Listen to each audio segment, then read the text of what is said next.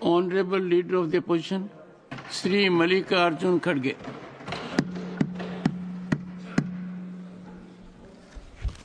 धन्यवाद सर, मुझे आपने विशेष मौका दिया, इसीलिए मैं आपका धन्यवाद करता हूं। और मेरी ये किस्मत अच्छी है कि सुनने के लिए गृह मंत्री भी यहाँ है, लेकिन गुफ्तगू कर रहे हैं, उसमें मैं डिस्टर्ब नहीं करना चाहता हूं कि आपके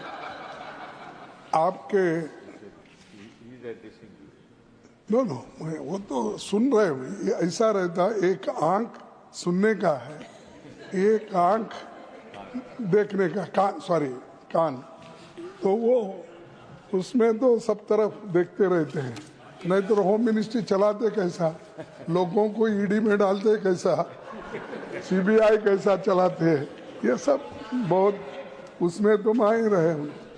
सर, मैं ज़्यादा बात नहीं करना चाहता हूँ, घंटों से आपने मेरे को जो भी 10-15 मिनट दे दी है उसमें मैं ख़त्म कर दूँ। सर, ये वक्फ बोर्ड अमेंडमेंट बिल जो है, इसके बारे में सारे देश में एक ऐसा माहौल बना है कि माइनॉरिटीज़ को तंग करने के लिए ये बिल लाया गया है। और ऐसा कोई बहुत से बदलाव अगर 95 के एक्ट से होते थे, 1995 के एक्ट से, तो हम मान लेते थे।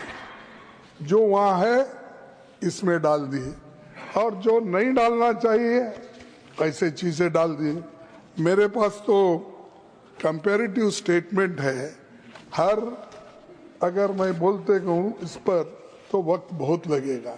मैं ये 3 कॉलम बनाया हूँ कि पहले क्या था फॉर्मेशन, अब बीच में 95 में क्या था, इन्होंने क्या बदलाव किया, ऐसे सारे चीज़ें आपके सामने मैं रखने की कोशिश तो नहीं करूँगा, क्योंकि टाइम कम रहने की वजह से, और बिल को पास करना भी है आपको, तो इसलिए ये जो इतने लोग अपोज कर रहे हैं, और आपको देखिए इवन पार्लियामेंट में भी जो आपने कोशिश की सबसे मिलके इसको पास कराने के लिए, लोकसभा में, तो ये बिल पास हुआ कितने में, इनके पक्ष में 288 आए और विरोध में 232 आए। ऐसा कौन सा, यानी सभी लोग इसको एक्सेप्ट किए। इसका मतलब ये है इसमें खामियां हैं, इसको आप ये देखना चाहिए। अगर हम लोग जो हम करते हैं वही सही, जिसकी लाठी उसकी भैंस अगर करते गए तो सर ये किसी के लिए ठीक नहीं होगा। और दूसरी बात ये है कि ये वक्त एक डोनेशन का, यानी दान का बिल है, ये कोई और तरीके से पैसे लाने के लिए या पैसे जमा करने के लिए नहीं है। ये जो दान देता है या कोई इसको डोनेट करता है, वो मुसलमान हो सकता है, क्रिश्चियन हो सकता है, हिंदू हो सकता है, सिख हो सकता है, लेकिन ये सारी चीजें ध्यान में रख के आप करने के बजाय इसको आपने अलग तरीके से इसको देखकर जो माइनॉरिटीज के हकूक है उस हकूक को छीनने की कोशिश एक तरफ किए हैं, और दूसरी तरफ अभी कई वक्ताओं ने उधर से जो भी बोलते हैं पसमिंदा उनको और महिलाओं को ठीक करने के लिए, भाई ठीक है, लेकिन मैं आपका ये क्वेश्चन का आपने आंसर दिया है, यानी आपके डिपार्टमेंट माइनॉरिटीज के डिपार्टमेंट को आपने कितने पैसे अलॉटमेंट किया माइनॉरिटीज के लिए और कितना खर्च किया, और ये इसके आधार पर अगर मैं कहूं और रखूं आपके पास, आपको भी ताजुब होगा। सर, एक 18,274 करोड़ रुपए इन्होंने अलोकेशन किया 5 साल, जिसमें 3,574 करोड़ खर्च नहीं हुए। ये इनका गरीबों के वास्ते जो उनका जो सोच है इससे मालूम होता है। और उसमें और भी बजट कम करते करते करते गए। 1920 में 4,700 और 2020 में 2019 हाँ 2019-20 तो उसमें इन्होंने 4,700 करोड़ रखा था, वो भी खर्च नहीं करे। 194 करोड़ उसमें बाकी रखे। 2021 में 4,005 तो उसमें भी फिर अनस्पेंट मनी 6 करोड़।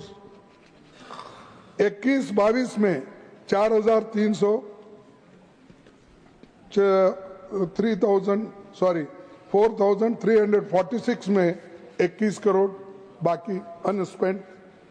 22-23 में 2,612 फिर 1,775 अनस्पेंट। फिर 23-24 में 2,608 और अनस्पेंट 1,576। टोटल 18,274 में 3,574 अनस्पेंट मनी। एक तो 4,700 से घटाते घटाते अब 2,608 करोड़ पे आए। क्या यही है आपका? माइनॉरिटी के साथ, गरीबों के साथ हम भलाई करेंगे? क्या भलाई? एक तरफ बजट काट रहे हो, दूसरे तरफ 250 बजट को आप खर्च नहीं कर रहे। तो ये दर्शाता है कि आप माइनॉरिटी इकोनॉमिकली डेवलपमेंट करने के लिए या उनको एजुकेशन या हर तरीके की सहूलत देने के लिए आप तैयार नहीं हैं, इससे ये मालूम होता है। और उनके जो 5 ये आपने पहले बजट में बताया था, तो 5 उनके स्कीम को बंद कर दिए। 5 स्कीम्स। एक मौलाना आजाद नेशनल फेलोशिप को बंद कर दिया। इंटरेस्ट सब्सिडी एजुकेशन को देने का लोन वो भी बंद कर दिए। फ्री कोचिंग को बंद कर दिए। सपोर्ट फॉर स्टूडेंट्स वो भी बंद कर दिए। उसके बाद scheme for providing education in मदरसाज minorities वो भी बंद कर दिए। ये सब स्कीम आप एक तरफ बंद कर रहे हो, दूसरे तरफ बोलते कि गरीबों के लिए, महिलाओं के लिए, पसमानदा मुसलमानों के लिए एक तरफ कहते। अरे आप कम से कम इसको रिव्यू करके आप खर्च नहीं कर सकते? हर साल आपका बजट होता है, आपका फाइनेंशियल टारगेट होता है, उसी के साथ फिजिकल टारगेट होता है। तो आप देखने वाले नहीं हैं और बात तो बड़ी बड़ी करते हैं। और बड़ी बात करने वाले कभी ऐसा मुझे लगता है ज्यादा झूठ बोलने वाले लोग। नहीं, ओके, डिलीटेड। असत्य बोलने वाले लोग, ये भी छोड़ो, सत्य न बोलने वाले कर दो। नहीं भाई, असत्य बोले तो सत्य से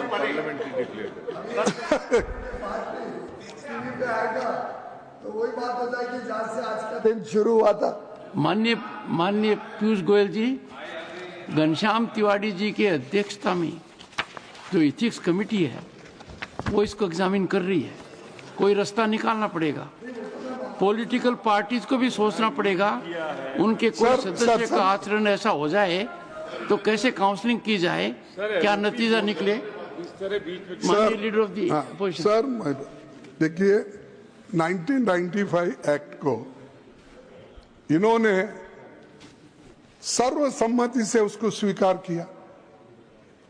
आज वही लोग कहते हैं कि वो ठीक नहीं है, हम नया कानून बना रहे हैं वो गरीबों के लिए, माइनॉरिटीज के लिए। तो उसके बाद में उनके जो भी लीडर्स है मैं नाम पढ़ सकता हूं, लेकिन जरूरत नहीं, क्योंकि इसके पहले हमारे नासिर साहब ने बताया पार्लियामेंट में कौन सपोर्ट करे, राज्यसभा में कौन सपोर्ट करे, इनके लोग प्रेजेंट थे, आपने स्वीकार किया, रिकॉर्ड में है। फिर भी आप फिर उसको ये कहना चाहते हैं कि हमने नया लाया। नया कुछ नहीं है इसमें, एक्सेप्ट जो आपने लोगों को तबाह करने के लिए जो क्लॉजेस डाल दिए हैं वो आपने किया है। अब देखिए, सर्वे commissioner and additional commissioner appointed to conduct the preliminary survey of work properties. आपने क्या कहा? Replace the survey commissioner with the government officer above the rank of collector. यानी कलेक्टर के हाथ में दिए।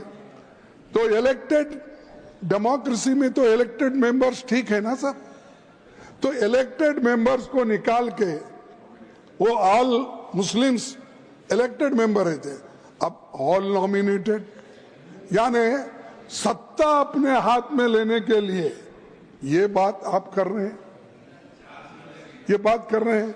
तो इसीलिए ये इनका इंटेंशन ठीक नहीं है, इरादा ठीक नहीं है।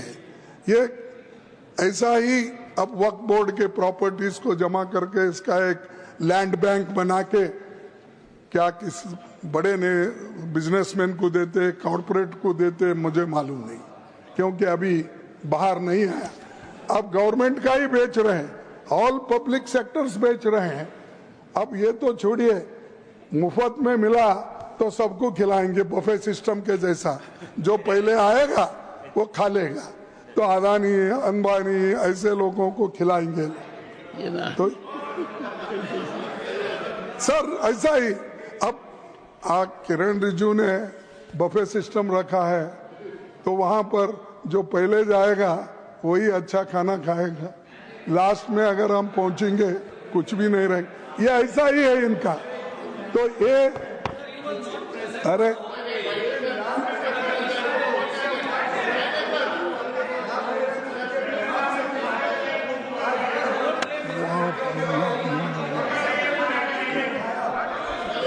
से सबने खिलाया, उसके बाद ये सुन के बड़ा दुख होता है सर। एलओपी अगर बोल रहे हैं तो सर इस तरह बीच में डिस्टर्ब करना चाहिए सर।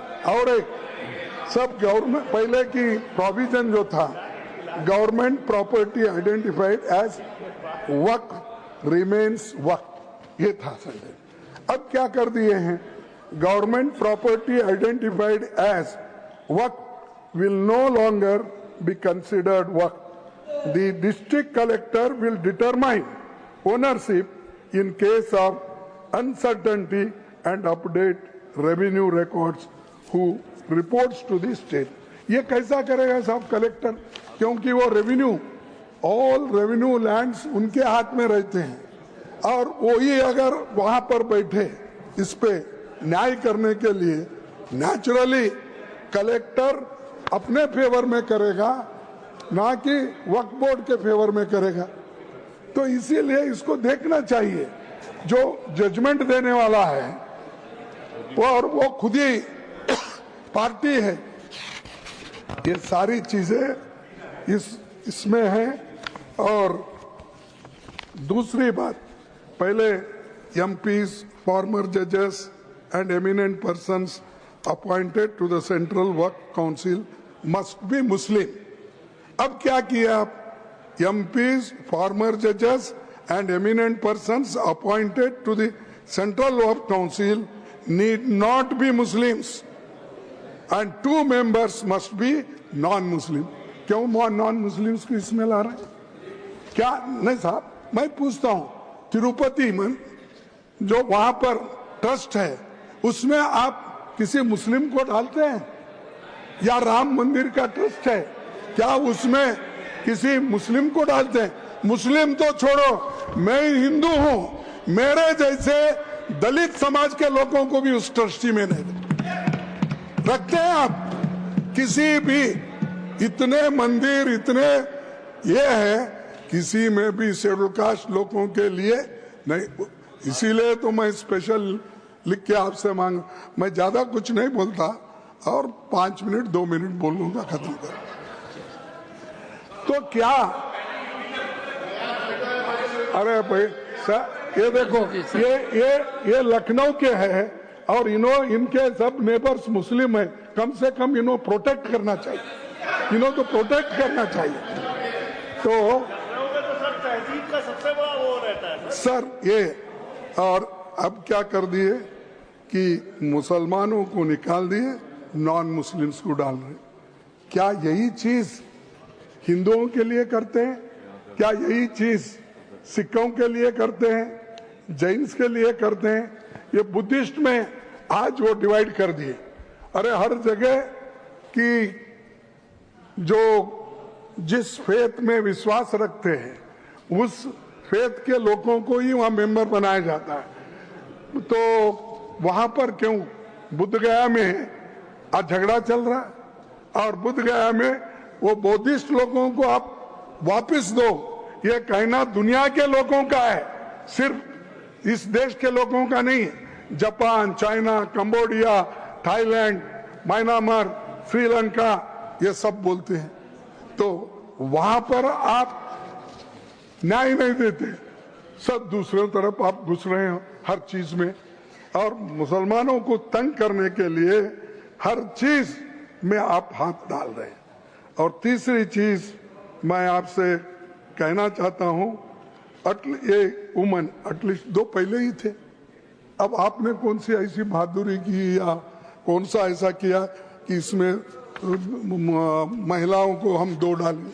लेकिन वो भी क्या है, actual number of non Muslim members could be significantly higher, potentially even forming the majority.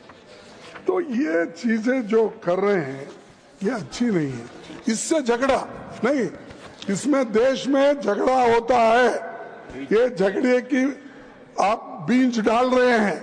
अगर आप दबाने की कोशिश करो मुसलमानों को, ये नहीं होता साहब।